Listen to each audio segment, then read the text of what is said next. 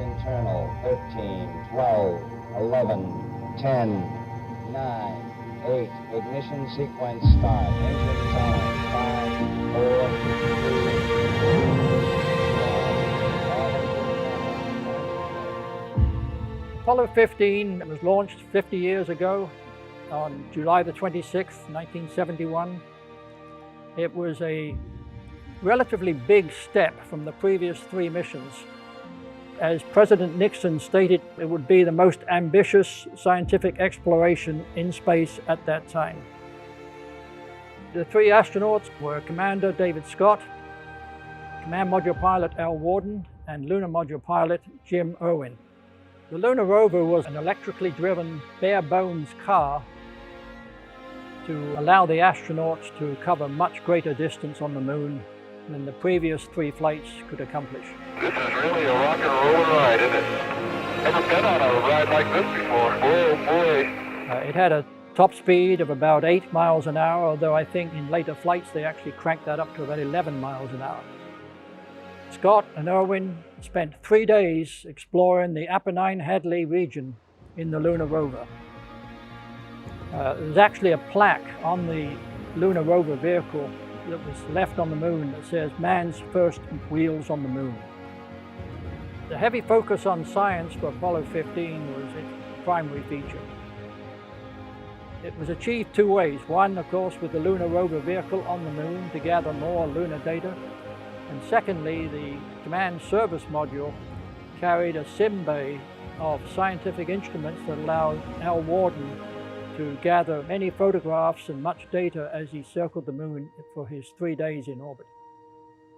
One of the interesting experiments that Scott performed on the moon was to demonstrate Galileo's theory that 2 objects will always drop at the same rate in an airless environment.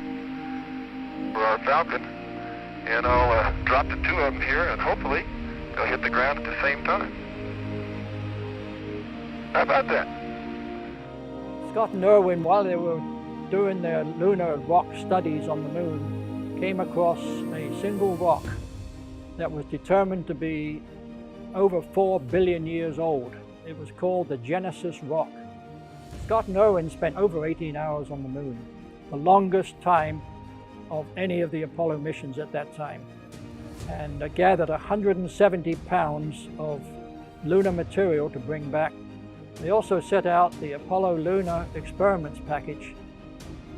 In a private moment, Commander David Scott laid a small aluminum statue of an astronaut on the moon to memorialize the 14 astronauts that had died in the US and Soviet programs. The Lunar Rover had a TV camera on it, and for the first time we were privileged to see the ascent stage take off from the moon. After Scott and Irwin were back in the command module, they continued to orbit the moon for 2 days, and during that time deployed the particle and field satellite. During the flight back to Earth, one of the most important tasks required of the crew was for Al Worden to EVA from the command module and capture the cassettes that recorded all the data that he'd accumulated during his orbits of the moon.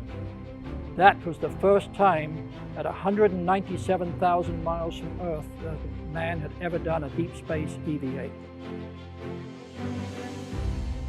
During re-entry, the burning reaction control system fuel burned through the risers of one of the chutes, and that chute streamed and effectively became about 1/5 of its normal capacity.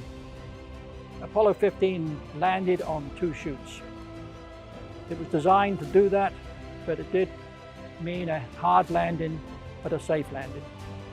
Apollo 15 broke several records. The first use of the Lunar Rover, the first deep space walk by Al Worden, the heaviest payload in lunar orbit at 107,000 pounds, and the longest crewed lunar mission of 295 hours. Apollo 15 achieved all of its objectives and accumulated a wealth of scientific information.